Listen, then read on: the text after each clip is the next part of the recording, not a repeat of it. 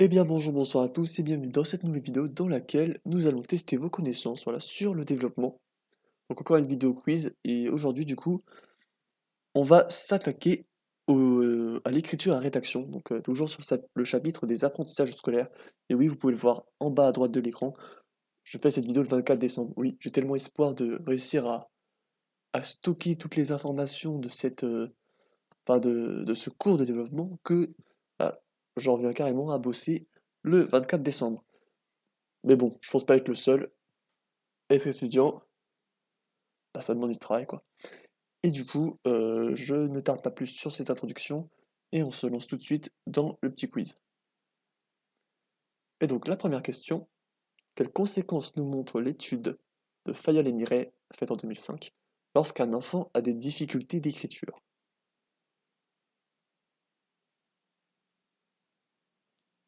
Alors, cette étude nous montre qu'un enfant avec des difficultés d'écriture aura également de faibles résultats en dictée. Donc, c'était des corrélations, il me semble, entre le niveau d'écriture de l'enfant et ses résultats en dictée. Et on avait aussi parlé dans le cours que c'était aussi prédicteur de la réussite scolaire, que c'était un des trois apprentissages fondamentaux au CP, avec la lecture et bah, apprendre à compter, quoi. Question suivante. Quels facteurs peuvent être prédicteurs d'une bonne capacité d'écriture?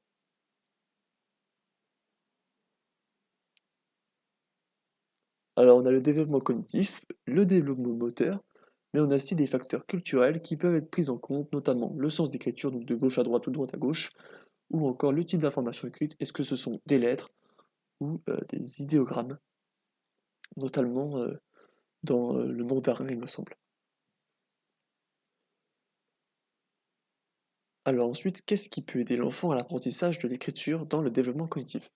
Donc là, on se penche dans un premier facteur prédicteur d'une bonne capacité d'écriture, donc le développement cognitif.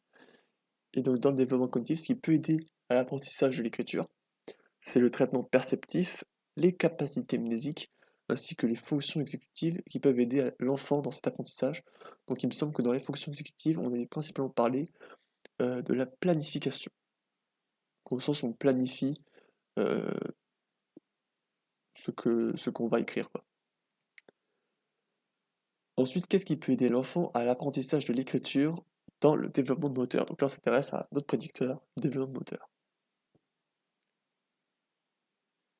Et en fait, là, c'est la latéralisation, au sens où, vous savez, il y avait des histoires, peut-être pas qu'en France, mais au sens où, depuis le XXe siècle, typiquement, on avait les gauchers qui étaient un peu plus handicapés pour écrire à la plume. Vous savez, si ils passent leur main là où ils ont écrit, ça vient effacer. Et typiquement, ils devaient parfois apprendre à écrire de la main droite. Donc si c'est pas leur main dominante, évidemment que c'est plus complexe d'écrire de cette main-là.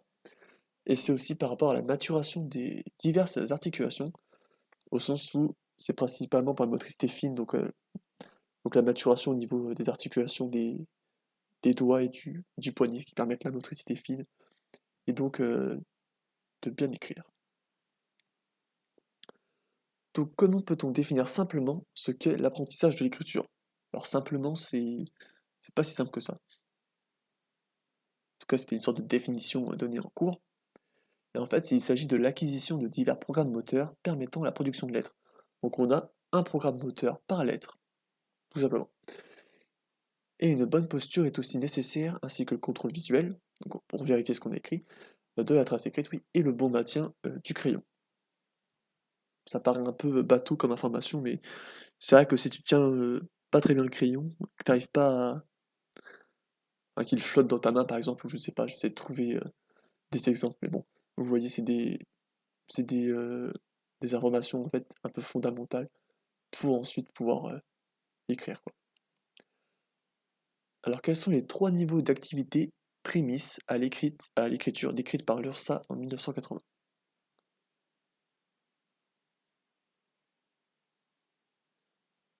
Alors du coup, ces trois niveaux-là, on en a un premier qui est un peu avant 2 ans, donc c'était 20-24 mois. En fait, l'enfant fait des mouvements rapides, impulsifs et amples. Souvent, c'est par rapport à, vous savez, euh, la maturation proximo-distale. Donc, grosso modo, à cet âge-là, les articulations des épaules et des coudes sont déjà matures, mais pas encore le poignet et les doigts, ce qui fait que ça crée des mouvements rapides, enfin, et surtout amples. Alors entre 2 et 3 ans, l'enfant utilise de plus en plus les articulations permettant la motricité fine, donc poignet principalement, donc c'est notamment lorsque l'enfant arrive à tracer des boucles, ça montre un peu la maturité de l'articulation au niveau du poignet. Et entre 3 à 6 ans, l'enfant crée ses premières lettres, en partie grâce à une coordination améliorée des articulations. Autrement dit, ils arrivent à coordonner les différentes articulations pour réussir à créer les premières lettres, que ce soit par rapport à une représentation mentale ou par rapport à un modèle face à eux, par exemple. Alors ensuite, que contient la procédure motrice d'une seule lettre? Je sais même plus si on appelle ça une procédure motrice, je trouve que j'ai écrit une connerie. Un programme moteur, ouais. Ouais, donc que contient le programme moteur d'une seule lettre. Mais bon, c'est pas grave. Du coup, le programme permet de connaître l'ordre des traits ainsi que leur direction. Donc typiquement, quel trait tu fais en premier dans la lettre G et dans quelle direction tu fais pour éviter de finir avec un G complètement à l'envers, en miroir par exemple. Et l'enfant doit aussi savoir comment attacher les lettres entre elles. En quoi consiste le contrôle rétroactif? Que font les enfants de 6 à 7 ans en écrivant?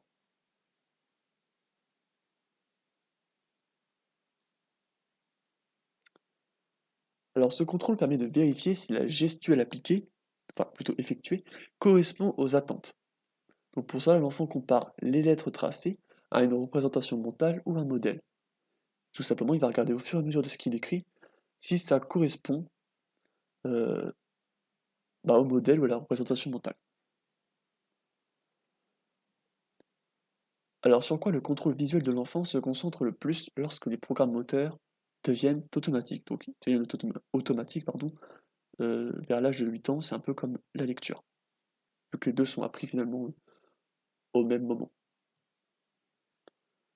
Alors l'enfant se concentre davantage sur la gestion de l'espace, donc par exemple, est-ce qu'il a encore assez d'espace pour écrire le mot, ou est-ce qu'il doit par exemple changer de ligne, ou encore est-ce qu'il écrit droit? Enfin, il vérifie s'il écrit droit. Et là, ce contrôle est dit proactif. Alors jusqu'à quel âge des progrès en écriture, notamment dans l'automatisation et la rapidité une fois le 8 ans atteint, sont recensés? Enfin recensés, mesurés. Vous voyez l'idée quoi. Alors l'enfant progresse dans l'écriture jusqu'à l'âge de 10-11 ans, même si les progrès deviennent plus modestes une fois l'automatisation atteinte à 8 ans. Donc autrement dit, c'est un peu comme une courbe logarithme, je vais vous dire. Mais globalement, en fait, ça ralentit une fois un certain point, mais ça continue tout de même à être de plus en plus rapide et de plus en plus automatique, même si les progrès sont plus lents. Alors ensuite, que nous montre l'étude de Kendall en 2018?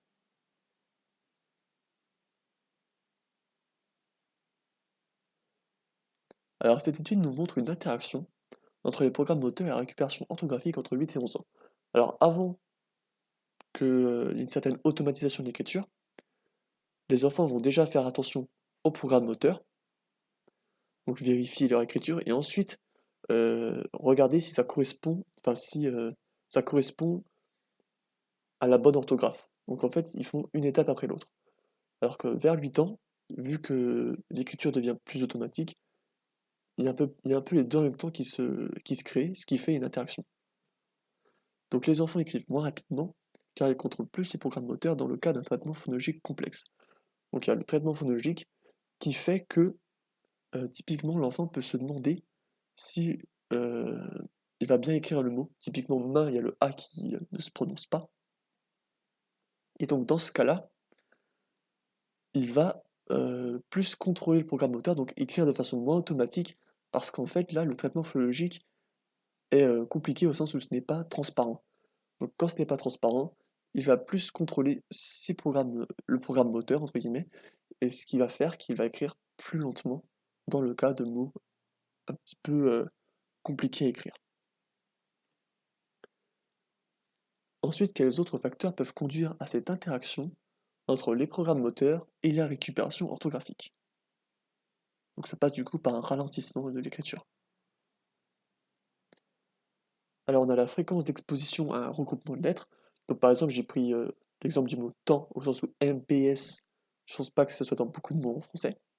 Et j'avais aussi dit dans ma petite vidéo qui résumait ce cours magistral, l'aft, donc PHT, qui à mon avis est très peu courant dans la langue française quand même.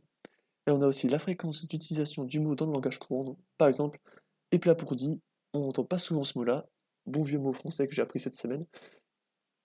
Et du coup, bah, pour l'enfant, ça peut être un peu plus compliqué vu qu'il n'est pas habitué à ce mot tout simplement.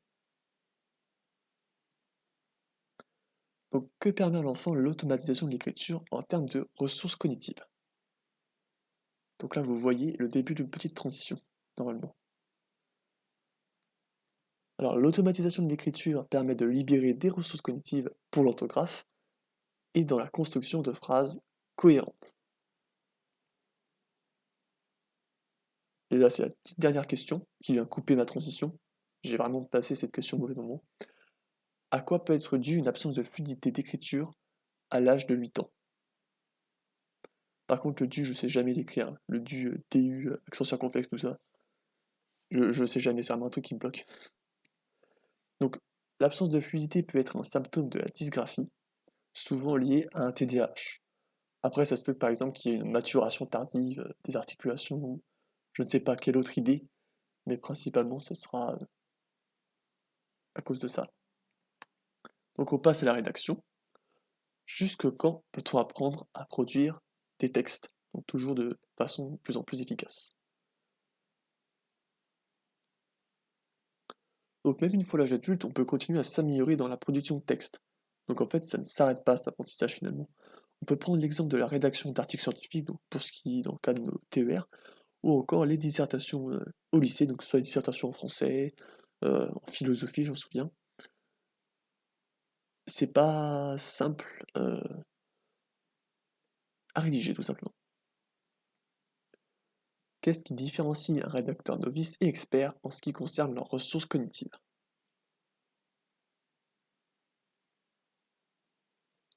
Ou plutôt la distribution de leurs ressources cognitives. Mais globalement, le rédacteur novice sera en surcharge cognitive car il doit se concentrer sur tous les aimants. Donc, après, s'il a moins de 8 ans, oui, il devra se concentrer sur l'écriture, mais on peut imaginer que principalement il devra se concentrer sur l'orthographe et les autres parties plus complexes de la rédaction, qu'on va parler un peu plus tard. Et le rédacteur expert et orthographie les mots automatiquement, laissant plus de ressources cognitives pour la sélection, l'organisation et la formulation des idées.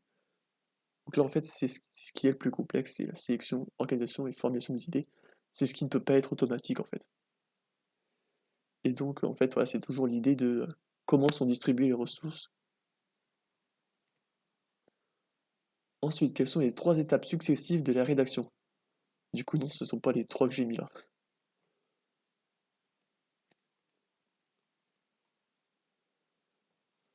Alors, on a la planification qui contient la sélection et l'organisation des idées, la formulation des idées, et pour finir, la troisième étape, c'est la révision. Et du coup, il me semble que j'ai fait une petite question pour chaque. Donc, l'enfant et l'adolescent planifient-ils leur rédaction en un brouillon bien structuré?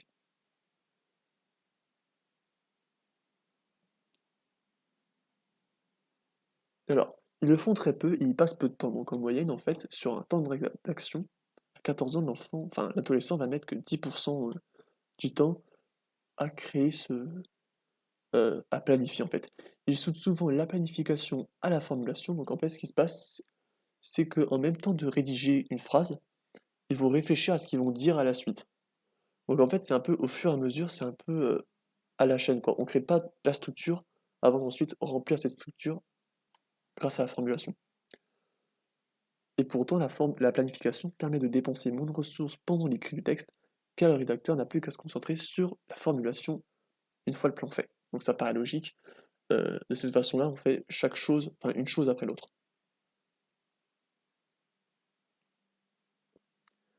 Comment explique-t-on la différence qu'un enfant peut avoir entre la formulation des idées dans un texte et la formulation des idées dans le langage oral?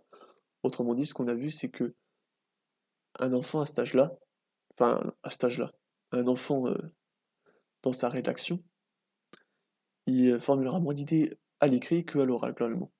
lorsqu'on lui pose une question.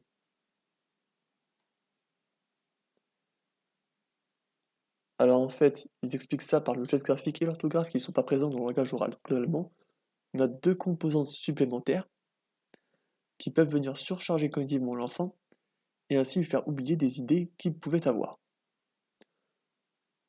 Et l'orthographe, c'est ce qui ralentit le plus les enfants, j'ai mis EET, E de E, c'est pas grave. Donc notamment lorsqu'il faut accorder, lorsqu'il y a des mots irréguliers,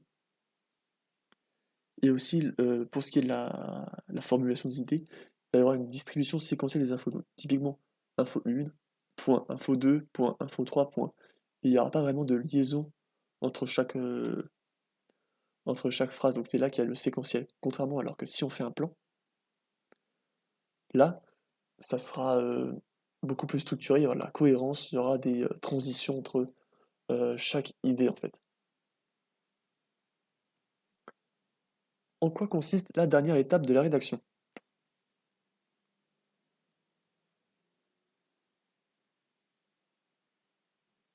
Alors du coup, pour ceux qui ont bien suivi, la dernière étape de la rédaction, c'est la révision, et elle consiste à détecter en lisant ce qu'on a écrit diverses erreurs. Donc typiquement, on peut regarder si on a fait une faute de conjugaison, une faute d'orthographe, ou encore si on a eu une mauvaise organisation des idées. Ensuite, après qu'on ait détecté cette erreur, on a des stratégies de correction qui sont ensuite décidées. Si c'est à l'ordinateur, c'est sûr que c'est moins compliqué qu'à l'écrit. À l'écrit, tu peux, je sais pas, tu peux décider de rayer, de mettre du blanco, d'écrire par-dessus, je sais pas. Rajouter juste la lettre de mon compte. Et du coup, il me semble que c'est la dernière question, je suis pas sûr. Pourquoi peut-on dire que cette étape est très coûteuse?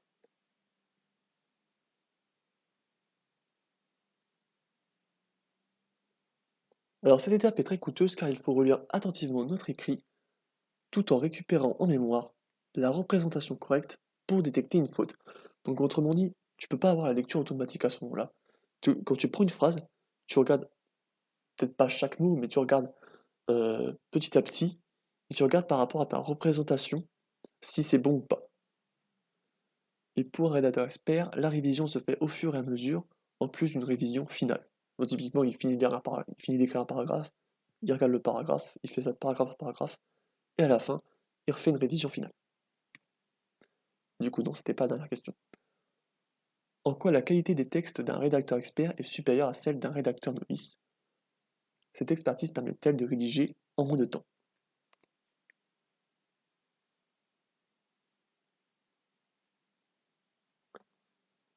Alors, les textes d'un rédacteur expert sont plus qualitatifs car ils sont mieux organisés et plus cohérents.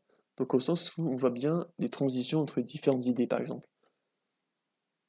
Contrairement à la distribution séquentielle des infos lorsqu'on est plus un rédacteur novice.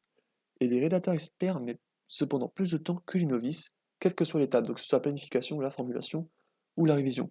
Mais le plus grand écart, c'est surtout dans la planification. Donc c'est ce qui est un peu, pas étrange, mais ce qui change d'habitude, au sens où souvent lorsqu'on se développe ou lorsqu'on fait un apprentissage, ça devient de plus en plus automatique et de plus en plus rapide. Là, avec la rédaction, c'est le contraire. En fait, euh,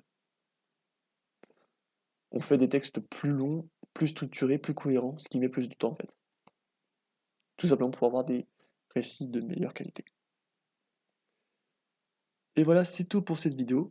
J'espère qu'elle vous sera utile. Bon après, je pense que là, vu que là, on a déjà fait quasiment une semaine de vacances, j'ai pas envie de vous mettre le moral à zéro, mais là en fait, ça fait une semaine que je suis après ça, et du coup, je pense qu'il va falloir que je mette à réviser les options maintenant. Du coup, je pense pas que pour les quelques autres notions, je vais faire de vidéo quiz. Voilà. Bon, sur ce, je vous souhaite de bonnes révisions, de bonnes fêtes de fin d'année surtout, faut en profiter, et je vous dis à bientôt pour une prochaine révision, une prochaine vidéo, pardon.